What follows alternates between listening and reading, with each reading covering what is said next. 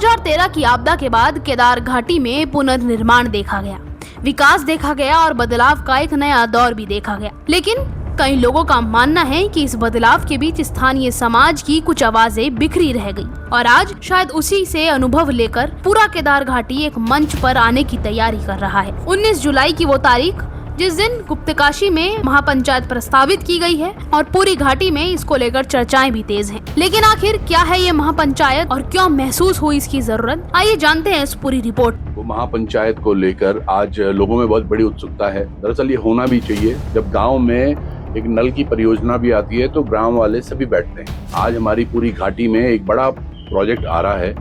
हम सबको बैठकर चिंतन जरूर करना चाहिए कि इसके प्रोज एंड कॉन्स क्या हो सकते।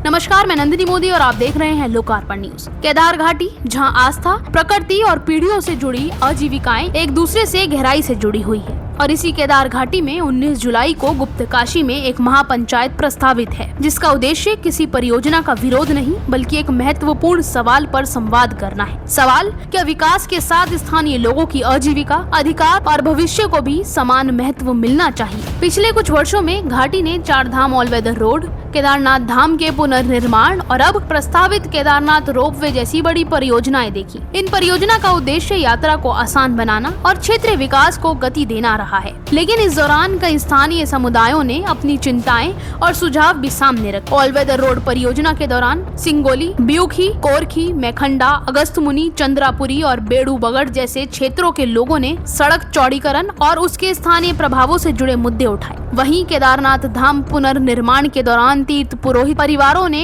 पारंपरिक अधिकारों और आजीविकाओं से जुड़े सवाल सामने रखे। कई लोगों का मानना है कि यदि उस समय पूरी केदार घाटी एक मंच पर होता तो स्थानीय हितों को लेकर और व्यापक संवाद संभव हो सकता था। लेकिन अब पूरी केदारनाथ घाटी में चर्चा का केंद्र है प्रस्तावित केदारनाथ रोपवे परियोजना। आपको बताएं तो सरकार द्वारा रोपवे का दिया गया उद्देश्य श्रद्धालुओं की यात्रा को अधिक सुरक्षित, तेज और सुविधाजनक बनाना है। लेकिन कुछ स्थानीय लोगों का ये सवाल भी उठ रहा है कि यदि पारंपरिक रोजगार के स्वरूप बदलते हैं तो स्थानीय परिवारों और युवाओं के लिए नए अवसर कैसे तैयार किए जाएंगे। केदारनाथ यात्रा से वर्षों से जुड़े घोड़े खच्चर संचालक, डंडी कंडी और पिट्ठू सेवा से जुड़ने वाले परिवारों सहित स्थानीय व्यापार और पर्यटन पर निर्भर हजारों लोगों की आजीविका भी इस चर्चा का हिस्सा है। कई स्थानीय लोगों का सवाल ये भी है कि यदि भविष्य में यात्रा के स्वरूप में बदलाव आता है तो इन परिवारों के लिए वैकल्पिक रोजगार और नई आर्थिक संभावनाएं कैसे तैयार की जाएंगी। और इसीलिए महापंचायत की पहल करने वाले त्रिभुवन चौहान का कहना है कि विकास का विरोध नहीं